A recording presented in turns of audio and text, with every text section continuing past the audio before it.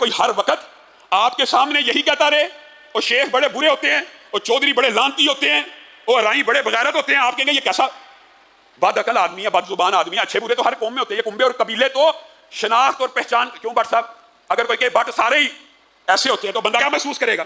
کہے گا یار کیسا بد عقل ہے، کیسا بد عقل ہے کہ ساری یہ تو کنبے اور قبیلے اور برادری ہیں۔ وہ بدبخت ہر وقت چینل کے اوپر بیٹھ کے کہتا رہتا ہے بنو امیہ بڑے پیڑے سن، بنو امیہ بڑے لانتی سن، بنو امیہ آئندے سن۔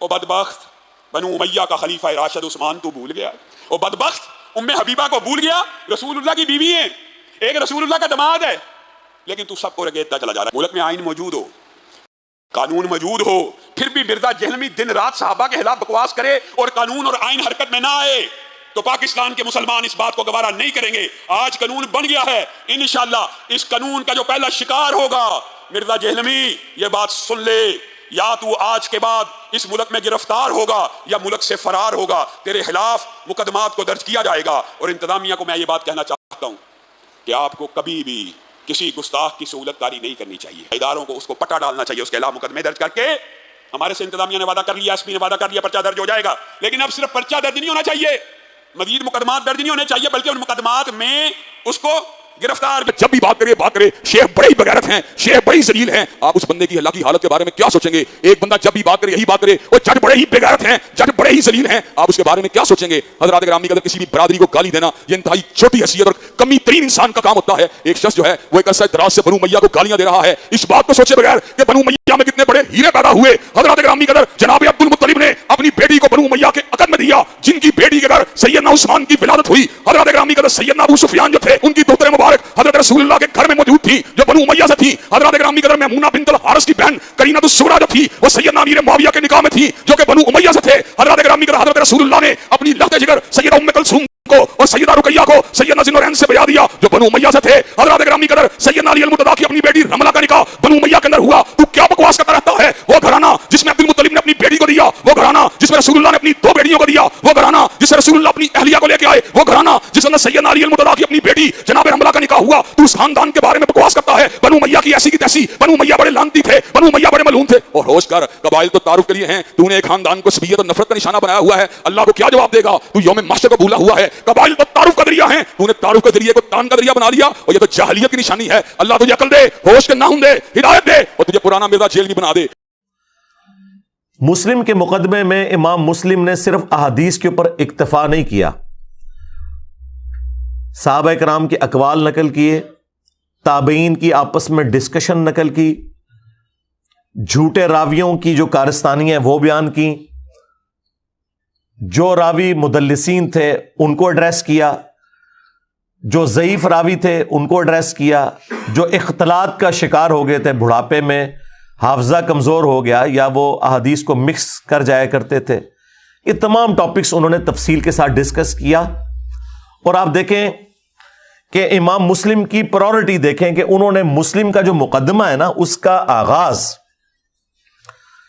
قرآن کی آیت سے کیا، سورۃ الحجرات، اعوذ باللہ من الشیطان الرجیم، بسم اللہ الرحمن الرحیم، یا ایھا الذین آمنوا، اے ایمان والو، ان جاءکم فاسق بنبأ، اگر تمہارے پاس کوئی فاسق یعنی جھوٹا شخص، اعلانیہ کبیرہ گناہ کرنے والا شخص کوئی خبر لے کر آ جائے، فتبینوا، تو اس کی تحقیق کر لیا کرو، ان تصیبوا قوما بجہالہ، کہیں ایسا نہ ہو کہ تم اپنی اگنورینس کے اندر، جہالت کے اندر کسی قوم کو نقصان پہنچا بیٹھو، فتصبحوا علی ما فعلتم نادمین، اور الٹیمیٹ اس کا انجام یہ ہو کہ بعد میں پھر کفے افسوس ملتے رہو کہ یہ کیا ہوا۔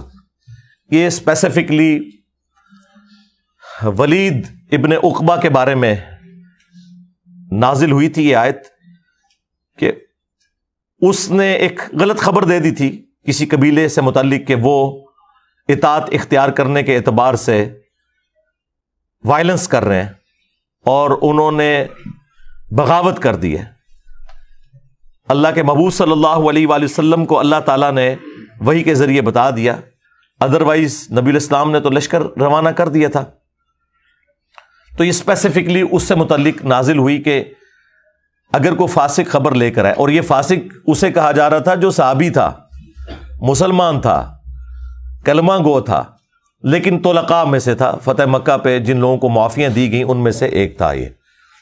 اس کا والد بہت خبیث انسان تھا، عقبہ ابن ابی معیط، جس کے بارے میں بخاری مسلم میں آتا ہے کہ اس نے نبی الاسلام کے کندھے پر اور آپ کی گردن مبارک کے اوپر اوجڑی رکھ دی تھی، جو سیدہ فاطمہ سلام اللہ علیہا نے آ کے ہٹائی تھی بعد میں۔ تو اس کے بارے میں یہ آیت نازل ہوئی۔ خیر یہ کوئی سدھرا نہیں ہے، اس کا پھر آگے معاملہ چلتا ہی رہا ہے۔ جز رفع الیدین میں امام بخاری نے اس کے بارے میں نقل کیا ہے کہ یہ اپنی بیوی کو بہت مارتا تھا، نبی الاسلام نے کافی دفعہ سمجھایا، پھر بھی باز نہیں آیا، تو نبی الاسلام نے اپنے دونوں ہاتھ اٹھا کے اس کے لیے بد دعا کی تھی۔ یہ بد دعا ہے وہ شخص ہے، ٹھیک ہے۔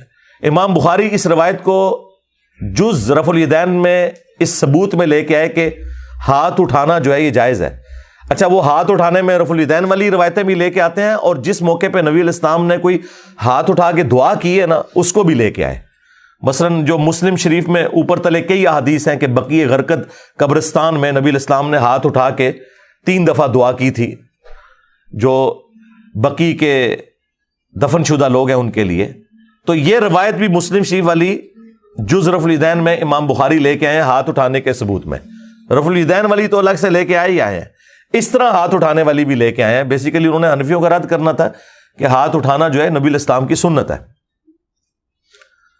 بہرحال یہ جو ولید بن عقبہ ہے، اس کے معاملات آگے چلتے رہے ہیں۔ یہی وہ شخص تھا جس نے مسلم شریف میں تفصیل کے ساتھ آتا ہے، اور بخاری میں بھی حضرت عثمان والے چیپٹر میں، کہ اس نے فجر کے 4 فرض پڑھا دیے تھے شراب پی کے، اور جب سلام پھیرا تو لوگوں نے کہا یہ کیا کیا؟ تو اس نے کہا اگر کم پڑھائی ہیں تو میں اور پڑھا دیتا ہوں، حالانکہ پہلے ہی 2 فالتو پڑھائی ہوئی تھی۔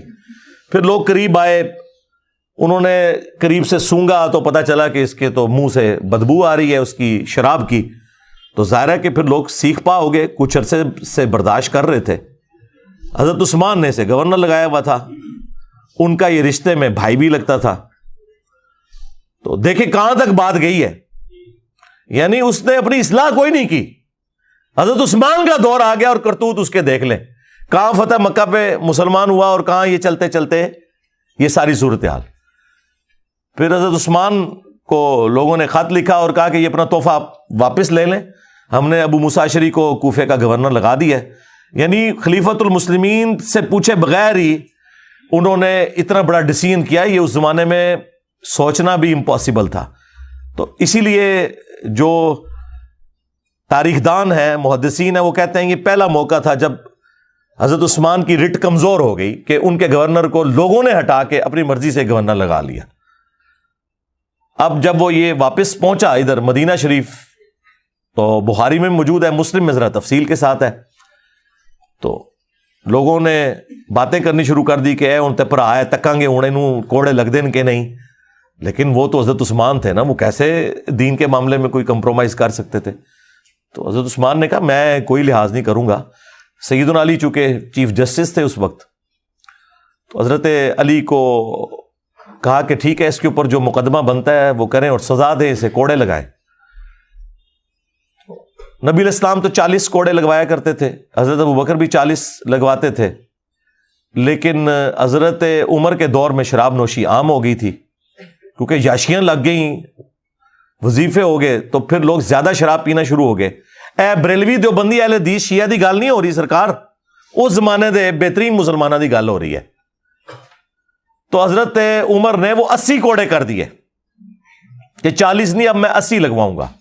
اور یہ حضرت علی نے ہی مشورہ دیا تھا کہ چونکہ قرآن میں آیا نا کہ جو کسی عورت کے اوپر جھوٹا الزام لگاتا ہے نا تو اسے 80 کوڑے لگائے جائیں گے۔ اس سے انہوں نے اجتہاد کیا کہ جو شراب کے نشے میں دھت ہوتا ہے وہ پھر لوگوں کے اوپر جھوٹ بکنا شروع کر دیتا ہے، لہٰذا وہ بھی اسی کیٹیگری میں فال کرے گا۔ اب سیدنا علی سے حضرت عثمان نے کہا کہ ٹھیک ہے آپ اس کے اوپر جاری کریں حد۔ تو سیدنا علی نے اپنے بیٹے حسن سے کہا کہ حسن اٹھ اور اسے کوڑے لگا۔ تو حسن ابن علی نے ایک جملہ بولا جو میں سمجھتا ہوں کہ آج تک ہمارے لیے مشعل راہ ہے اس حوالے سے کہ ہر زمانے میں اس طرح کے ایشوز آئیں گے. انہوں نے کہا کہ جو اس کی میٹھی کھاتا ہے وہی اس کی کڑوی بھی چکھے. حالانکہ باپ ہے اتنا عظیم صحابی حضرت علی، بیٹا بھی عظیم جنتی نوجوانوں کا سردار، لیکن اپنے باپ کی بات نہیں مانی اور کہا کہ میں یہ کام نہیں کروں گا. جو اس کی میٹھی کھاتا ہے یعنی حضرت عثمان جو اس کے بینیفیشری ہیں اس حوالے سے کہ یہ ان کا گورنر ہے، تو اب جب اس پہ برا وقت آیا نا تو کڑوی بھی یہی چکھیں.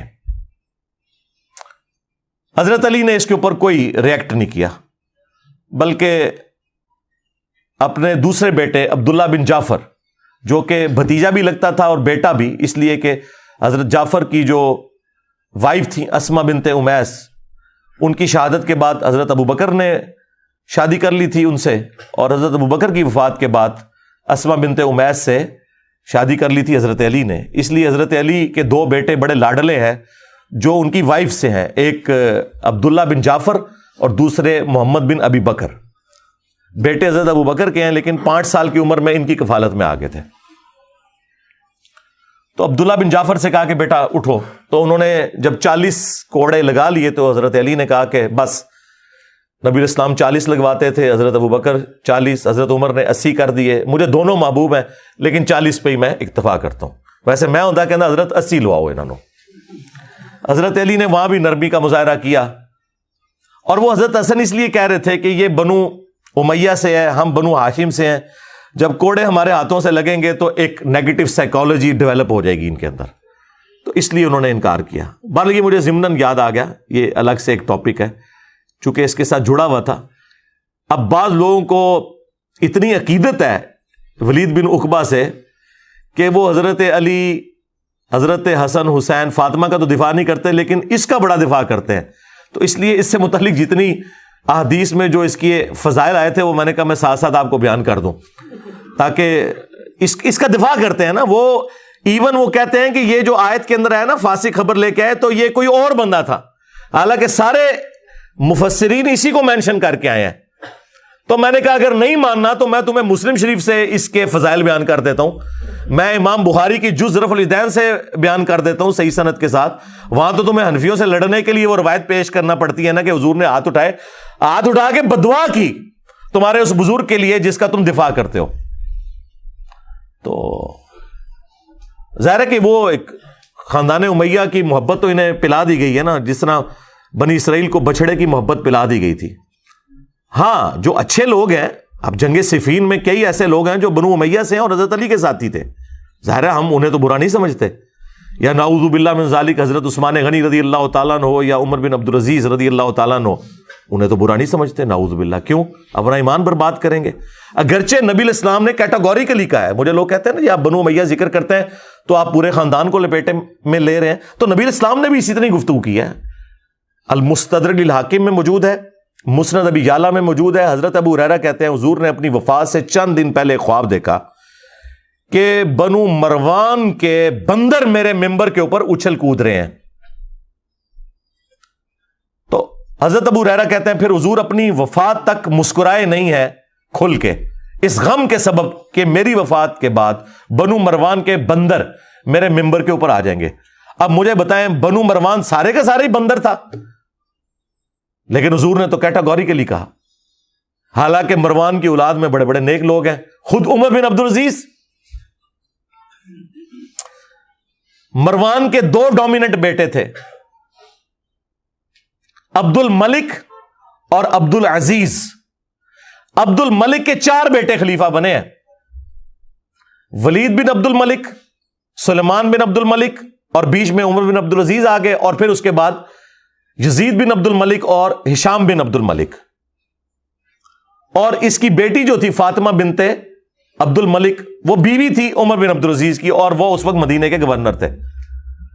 اور عمر بن عبدالعزیز کا نام کیا ہے؟ عمر بن عبدالعزیز بن مروان بن حکم. تو بنو مروان میں سے ہیں خود. تو حضور نے کیوں نہیں اس طرح کہہ دیا کہ جی ایکسکلوڈنگ فلاں فلاں؟ میں تو پھر بھی کہہ دیتا ہوں احتیاطاً، تو وہ امپلائڈ ہوتا ہے اس کے اندر. اگر ہم بنو ہاشم کی تعریف کر رہے ہیں تو اس میں امپلائڈ ہے کہ ابو لہب اس میں شامل نہیں ہے. اب کوئی بیوقوف ہے نا کوئی کہ جی تسی بنو ہاشم دی تعریف کیتی ہے تے وچوں ابو لہب نو کیوں نہیں کڈیا؟ بھئی حضور نے بھی نہیں نکالا ہوا تھا. وہ انڈرسٹوڈ ہوتا ہے. جب نبی علیہ السلام کہہ رہے تھے سب سے بہترین خاندان میں مجھے اللہ نے مبعوث کیا، بخاری مسلم میں جو آتا ہے، تو بنو ہاشم کی جب تعریف کی تو ظاہر ہے جو اس میں کافر ہے وہ تو ایکسکلوڈ کر دے جائیں گے آٹومیٹیکلی، وہ بتانا ضروری نہیں ہوتا. خیر اس طرف واپس آئیں.